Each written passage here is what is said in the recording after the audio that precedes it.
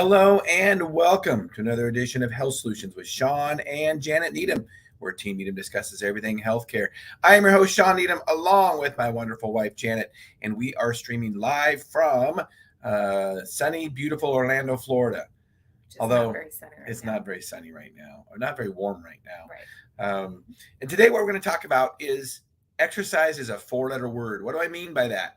Well, as everybody has these New Year's resolutions coming up on us in another week or so, we have that word dreaded exercise. And it seems that it is a four-letter word because nobody really likes to exercise. And that's a very strong word, saying nobody. But the reality of it is that some people use that term as it's become a derogatory term, kind of a negative connotation. And in reality, we should embrace exercise and maybe change the name of it. Janet, what do you got to say? Well, I think what happens at this time of the year is that everybody sets these large expectations about what exercise they're going to do, and their goals are way too big for what is real. And I also think that the other big um, stumble in the road is that we use exercise for gauging how much food we can consume. And really, if we are in a weight loss program or trying to get fit, I think we should just take it as a starting point and a stepping stone or a step approach versus, hey, I worked out and earned 2,000 or 200 calories and now I can go eat something. So that's just my 2 cents. Well, that's a big 2 cents because the reality of it is, we say it all the time, is that you cannot train your way or exercise your way out of a poor diet. And it makes no sense to just try to keep up eating with your exercise, especially if you're trying to lose weight. And even if you're not trying to lose weight, I think sometimes we talk too much about the importance of eating before exercising and during and after. And I just think for most short workouts, and I've said this before, for most short workouts, which most people, if they're doing gym type workouts, you just, and you don't need more than an hour. If you're just doing mostly gym and no cardio, and you don't need to eat before and after. Your body has enough reserves to get you through that entire workout and even recovery afterwards. So that's another tip right there, because even these pre-workout drinks and these pre-workout and post-workout drinks, a lot of them have a couple hundred calories in them each. So you think about that. Even if you burn 500 calories in your workout and you do a pre-workout and a post-workout drink or meal, then you basically aren't any calories in the hole because you did those pre and post workouts. And you most of us, all of us, not all, but most of us would have enough glycogen for at least an hour and a half with intense workouts. We have 1,500 calories of glycogen stored in our body to be used immediately for fuel. And of course, we have a lot more fat than that stored, where we could live for days on just our fat stores. But I'm not necessarily suggesting that, but just realize that our body has a lot of reserves. And unless you're an endurance athlete where your workouts are intense, like an hour and a half intensity, or you're working out 3 to 4 hours on a bike ride or a run or something like that, a lot of times you don't need to fuel. Well, I think the biggest mistake we make as we hit into the new year is that our goal is, it is attainable, but we need to make small steps as our goals too. Because, if we say we're going to work out X number of days in the week, we don't have any time off. So if you are, keep it simple. Keep things simple. Each step gets you one step closer to your goal, but keep things simple. And that is right what Shawn is saying. Don't worry about pre-workouts. Don't worry about fooding and fueling. Just find an exercise that you're capable of doing, and then decide, okay, how much time do I have? How much effort can I give to it? And then how many days per week? And then go for that goal. Because if you say you're going to run a Boston Marathon by the end of this year, if you're not anywhere close to that, don't do that to yourself. Give yourself a obtainable goal and then short steps along the way to achieve them. Although that's a good point. Maybe not Boston Marathon, but I do believe in maybe setting up an event. So schedule an event. Let's just say it's a 5K run, walk, jog, whatever you can do. Schedule an event a few months out into the first of the year. So maybe in March or April or May, when the weather starts getting better, there's a lot of 5Ks. You can find them anywhere, and they're just fun runs or whatever.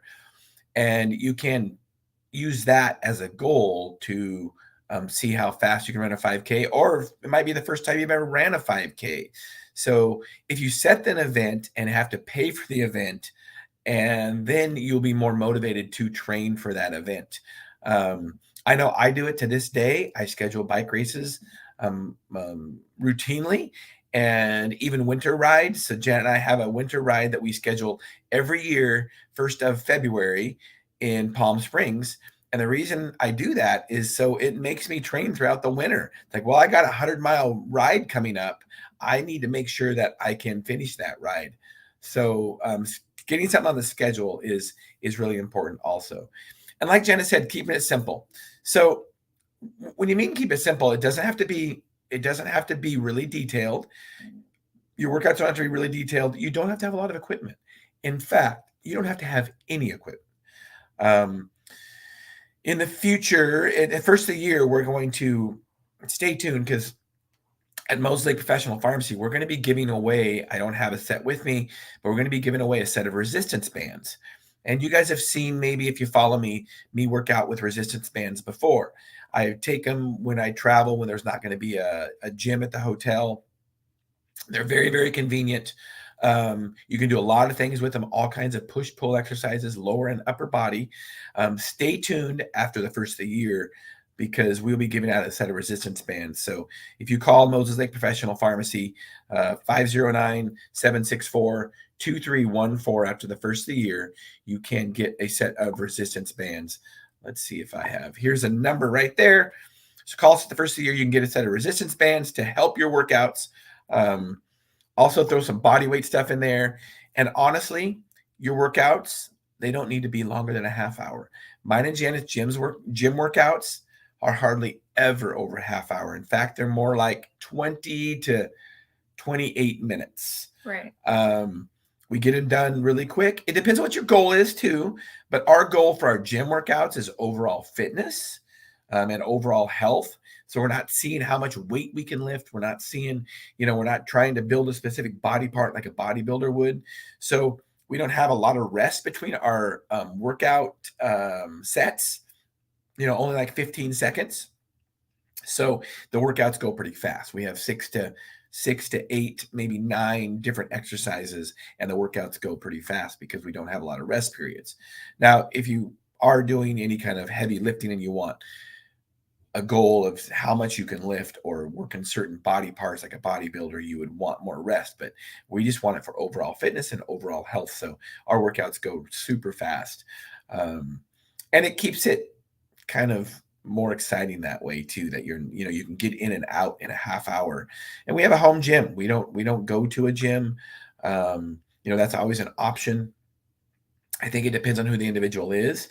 Jan and I live out in the country, so going to a gym would be at least another half hour of our day. And considering our workouts are less than a half hour, that kind of goes without saying that we're better off working out at home. I will say this though, some people, a gym is good for them. It creates community. You get to meet like-minded people that might have the same goals that you do. You can also maybe meet somebody at the gym and have an accountability partner. Some people like going to a gym rather than doing it at home, because at home, I'm guilty of this.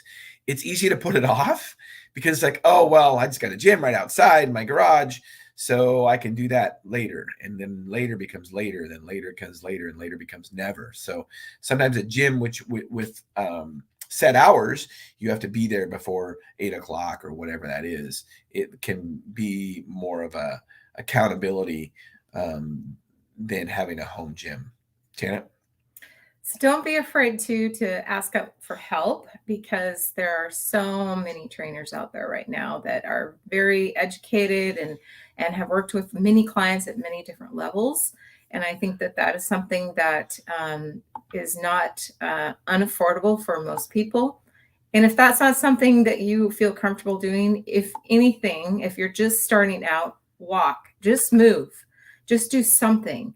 And it doesn't, like Shawn said, it doesn't have to be forever. Start with 20 minutes, start with 15 minutes, keep adding to it. Make it simple again. There are so many tools that we have available to us, but just keep it simple and don't overwhelm yourself. Set a simple goal. Once you've achieved it, then you have some confidence. And I think that's the other thing with exercise is it builds confidence when you achieve things and you get past a certain point, and you can keep adding to it in a different way or whatever works best for you. And it depends on your age too, because obviously if you are in your 50s, you're going to exercise different than what you would in your 20s. So there's that. And speaking of personal trainers, that can help you get better results, and it can also help you with accountability.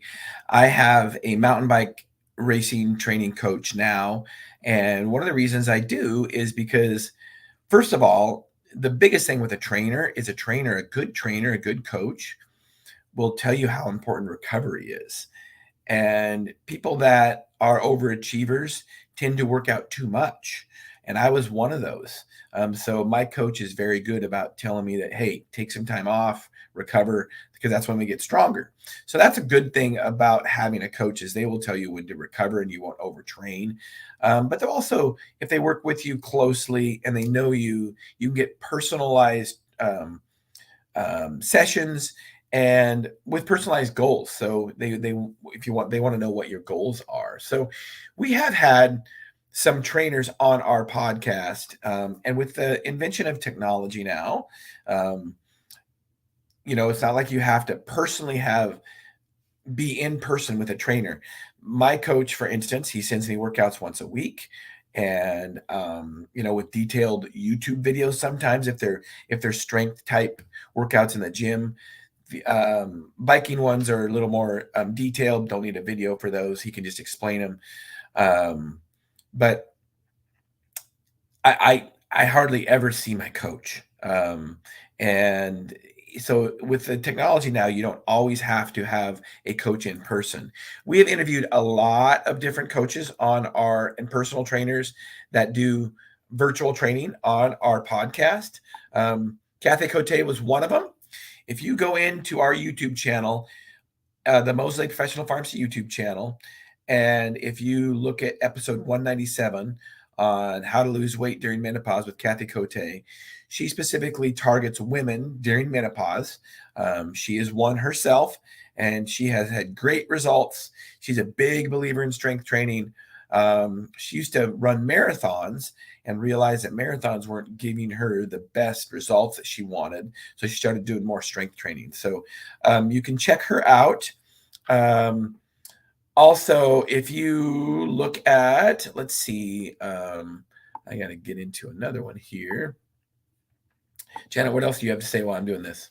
Well, I think we all have this big dream of every year meeting a lot of goals, and I've already spoke to it about how we need to keep them real. And I also think that we need to put them down on paper.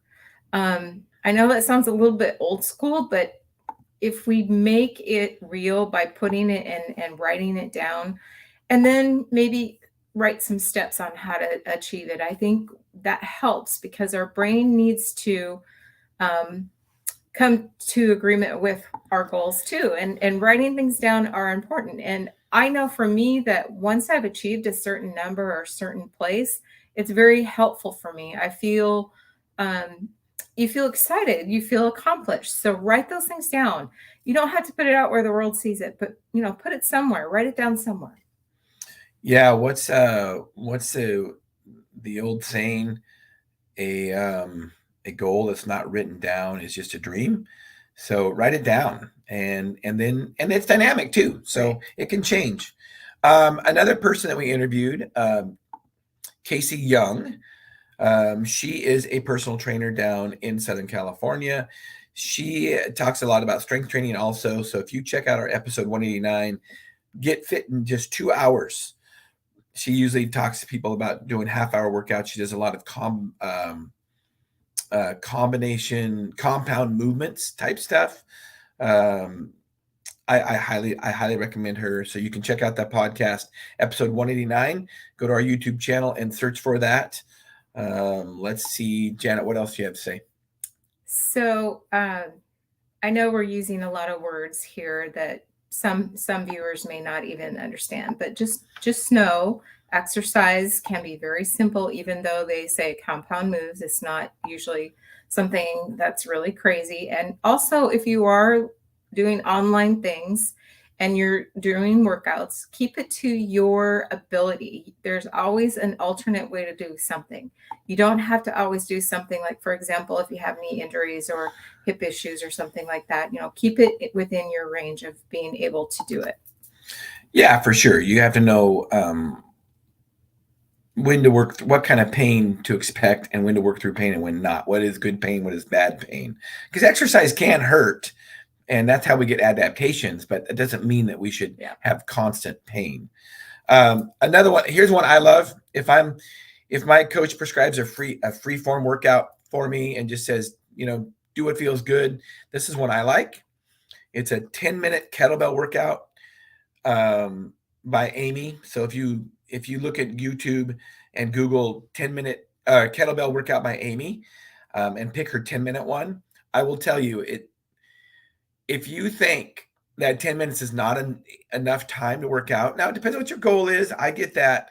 But this workout will kick your butt. I guarantee it. If you have not done this routinely, it will kick your butt. I highly suggest, you will need a kettlebell for this, obviously. I highly suggest practicing the kettlebell swing before you get into this workout, but not completely necessary. That's one of the things too. Don't worry about the details right at first. As long as you're not using too heavy of weight, you're not going to get injured. So just go through the motions. And remember, if you're not doing anything now, something is better than nothing. So just like Janet said, if you're not doing anything now, just walk is good enough. So this workout by Amy is an awesome workout. I'm a big believer in kettlebells. If you've followed me enough, if there's one tool you can have in your gym, I believe it's a kettlebell. There are so many different things you can do with a kettlebell. Go to our YouTube channel. I show a lot of different kettlebell workouts on there. I think it's the best tool to work complete upper body, lower body. And when you start doing swings, you work your cardiovascular system. So your heart and your lungs. So I totally like her workout. There's a lot of different workouts on YouTube. So if you don't want to hire a coach and you just want to do, go on YouTube, they're free. Most of them are free. If you went in there and Google or searched into YouTube and looked up body weight exercises, I'm sure you would get a ton of videos. I'm a big believer in body weight exercises.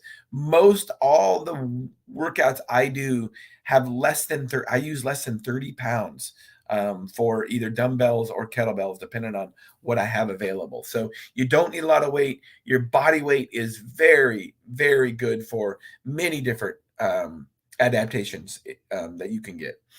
Let's see. We have a comment here.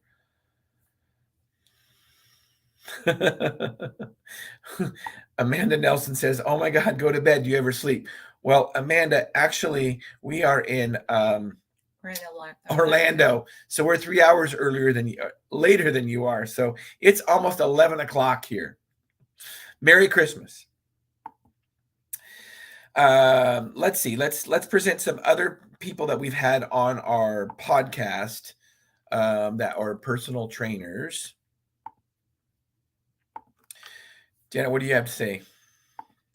Well, yeah, let's define what body resistance really means, because some people may not know. Basically, it just uses your own body weight to perform some form of exercise. And probably the easiest one to think of is, well, there's a lot of them. And there's many of them that are geared even directly towards women as well. So there's many out there that you just use your own body to use resistance, and you use a chair, a wall, the floor, whatever. So it's not like you have to invest in a lot of equipment. It's just finding those things on many different platforms, and you just use your own body weight. And so a good one would be body weight squat. or planks. Oh, yeah, plank. So a push-up position. Plank is a push-up position. That's a great exercise. Or push-ups, great exercise, either from your knees. Yeah. That's a great bodyweight exercise. So a squat, just squat down. Try to go 90 degrees. Another one would be deadlifts. You know, which is basically just bending over and just pretend you're picking something up is another one. And what else you thinking? Oh, well, it doesn't have to be a lot of weight either. It could be stretching motions because that's one of the things that we as cycling have to do. We have to learn how to stretch out after overuse of certain muscles. And as most Americans, we have a sitting job. So, don't forget that even stretching movements, which you don't need equipment for, are very important and they're good for us. Well, yeah, and especially just getting up. Speaking of sitting down all the time, just getting up and walking regularly. Maybe a simple goal for the first of the year was every hour. If you have a sedentary job like most of us do, every hour set your clock to get up and just stretch for 15 seconds. Walk for 15 seconds. Just do that, a minute, whatever it takes. Is something that is very, very gosh, what's the word I want to use? Well, Beneficial. yeah, it's Sorry. right. No, it's okay. So we had a gal that worked for us, and one of the things that she would do with her 10 or 15 minutes is she'd walk around the block and then come back just to get up and move and stretch and see something different. And it all adds up by the end of the day. All those steps add up. So, don't overlook that. If you have a break, get up and move and then go back to work. For sure. Another person we had on our podcast is Connie Nightingale. So if you look inside our YouTube channel, you can find her. She is a personal trainer not far from us in Idaho, and she can set up a personal program for you. So check her out. Another person that we had on would be David Michael. Let me show you his. He talked a lot about how in order to change your body, you have to change your mind. So he's a lot into the mind over body, which is true. I mean, you can't get benefits from exercise if you don't have it up here already. So very important that you change your mind first. So David Michael, look him up. He's out of New York. I wanted to share one more with you. Corey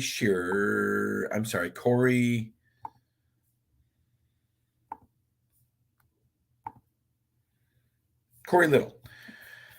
Corey Little, he was a former bodybuilder, and he is another personal trainer, fitness, nutrition coach. So he can help you with not just training, but diet and exercise. But diet also, and diet is very important. So lots of different tools out there. So we really shouldn't have a lot of excuses as to why we can't exercise, and why we can't change our habits, because we don't need to use tools or like, well, I don't have enough weights, or I don't have any kind of equipment, or I don't have an area where I can. Let me tell you, in this hotel room right here, where there's, I don't know, 15 square feet, 10 square feet of blank space, it's enough room for me to get a workout in. So you don't have to have a lot of room. You don't have to have a lot of equipment. You just need to be committed and have some of the tools, like with YouTube videos or a coach, to kind of work you through some of the exercises. Let me tell you if I was going to design an exercise program for somebody, this is how it would be. And no matter what weight you use, no matter what tools you use, you can do these exercises. So upper body, lower body, and core. We're going to split those up into 3 areas. So upper body, You want to do 2 push movements. So a push is where you're working the back of your arm, basically your triceps, but also your shoulders. That's a push movement. And then you want to do 2 pull movements.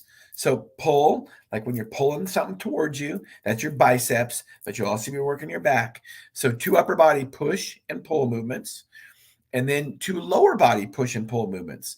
So a push would be a squat, and a pull would be like something when you're bent over to pick it up. So you're working the back of your legs and your glutes on the pulls, and on the pushes, you're working the front of your legs, your quads. So 2 of each of those, and then 2 core exercises. So core would be anything like sit-ups, like crunches, Russian twists. And if you don't know what those are, look those up. They're easy to do. Russian twists are very beneficial because not only do they work the middle of your core, but they work the sides of your core, your obliques also, because you're twisting. So that's one thing about the core movements. I would recommend 2 core movements, but one that is a twisting motion. So you do work those obliques. A lot of different exercises you can do for that. Just planks, like Janet said, is a core exercise.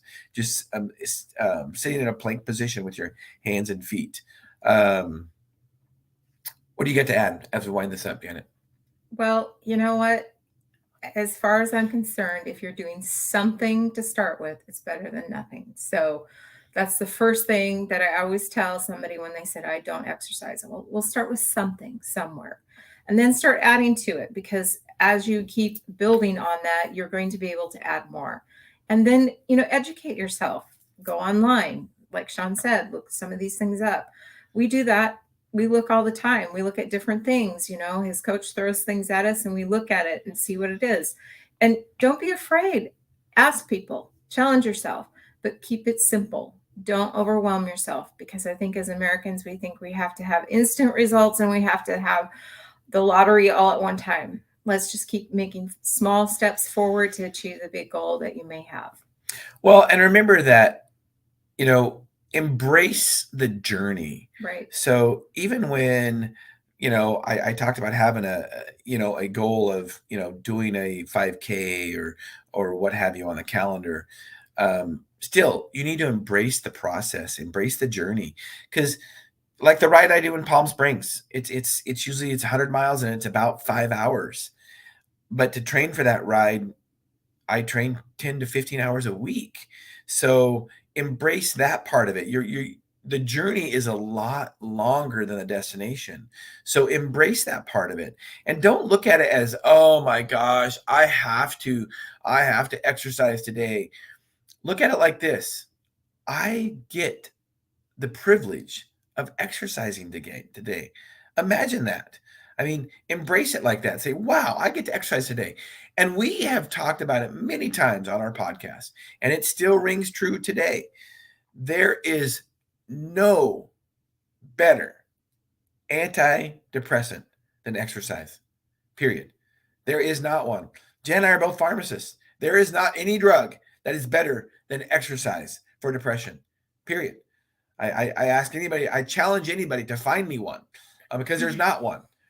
So, so we just wanted to kind of talk to you guys about exercise, because we know that there's going to be a lot of New Year's resolutions here shortly. We want to make sure we keep you on track. So as of after January 3rd or after first of the year, call Moses Lake Professional Pharmacy. I'm going to put the number up there again, and ask for your set of free resistance bands, and we will ship you a set of free resistance bands, along with a tool, a little pamphlet that will show you some of the exercises you can do with resistance bands. So you want to take advantage of that. Call after the first of the year. Stay tuned. We'll be mentioning it again. And that's all I have for today. So as always, I thank you for tuning in today, listeners and viewers. This is an exciting time for us. Our podcast is ever growing and reaching the goal of educating and empowering individuals to take charge of their own health. So thank you for being a part of it. We really appreciate it. And we will be talking to you after. See, we have another podcast this week. We will, before the first of the year. So we will talk to you Thursday. Not sure who's on, but stay tuned Thursday for our midweek podcast, Health Solutions with Shawn and Janet Needham. Thank you for tuning in.